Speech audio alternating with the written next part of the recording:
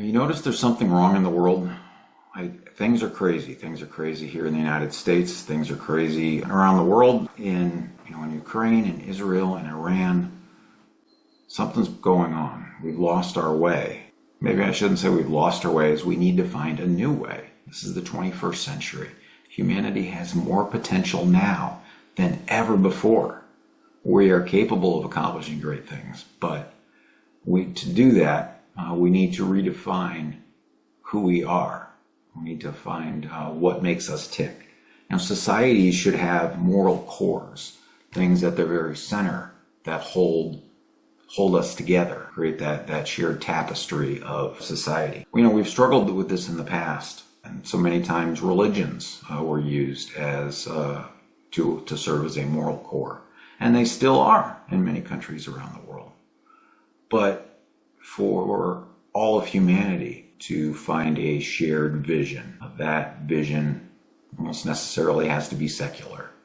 And so then the question is, what sort of moral core can we develop? And I propose that at the very heart of defining what we want to strive for, what we want to be, what our highest aspirations are, it should revolve around consent.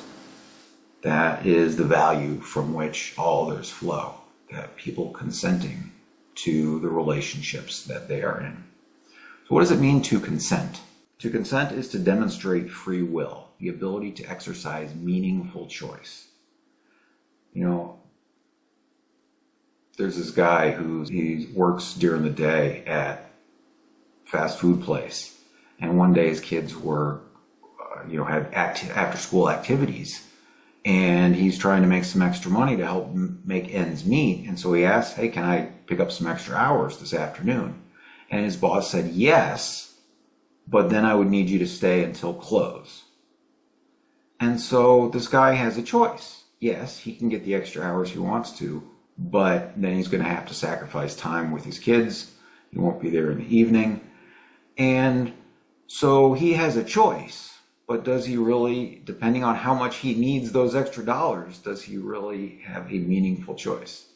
If he needs the money bad enough, he will take whatever he can get. We need to think about how do you exercise meaningful choice? This is what consent is about. This is what free will is about. When do we have free will and when do we not? And in many cases, we don't have free will. We don't have the ability to exercise meaningful choice. So many of our relationships today are with big tech companies, and we have very little choice involved. We are offered, mammoth terms of service that we can agree to or disagree with, and really have no say in them. So how do we get to a situation where we are trying to build a society around consent? When the United States was founded, millions and millions of Africans were brought here without their consent.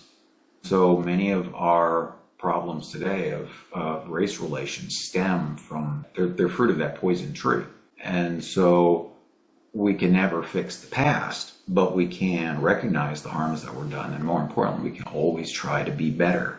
So if we're going to make consent, the ability to exercise meaningful choice in our lives, if we're going to make that our core value, we have to look for a way to provide many people as possible those opportunities. The more people who are able to demonstrate free will, the better. That would be the metric that we would strive for.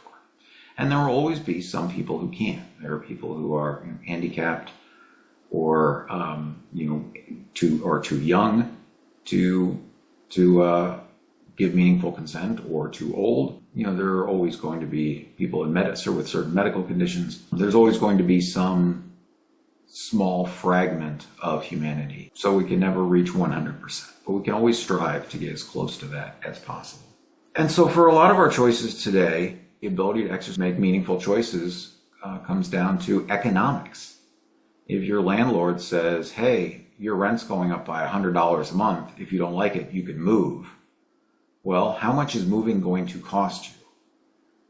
Going back to the tech companies, If for example, you gave your genetic information to a company who promised they would keep it private, and then later the company was sold, and now your personal information has been sold as well, can anyone claim that you gave consent for that to happen?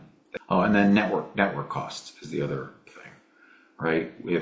When a social media site becomes toxic and unproductive, there are switching costs. For you to migrate away from Facebook, for example, would mean losing many connections with friends and family. So there's a couple ways that we can address this. One of them is economic. The way that companies like Google are able to get away with this is because they offer their services for free.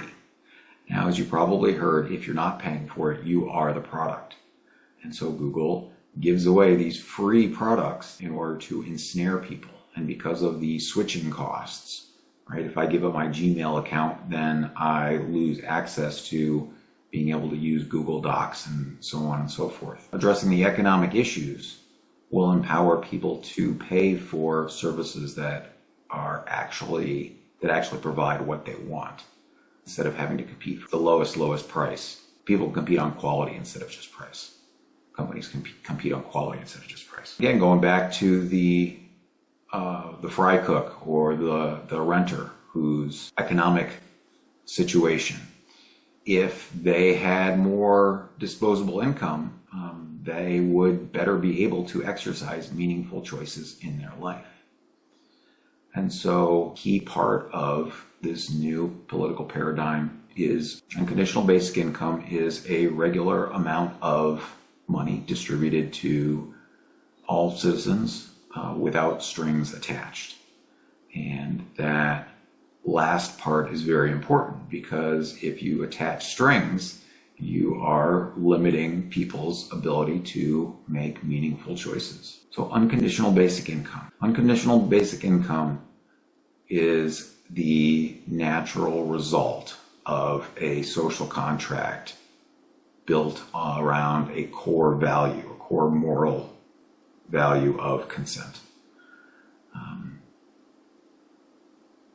And so that's in my next speech, I'll talk more about how we can make that vision a reality.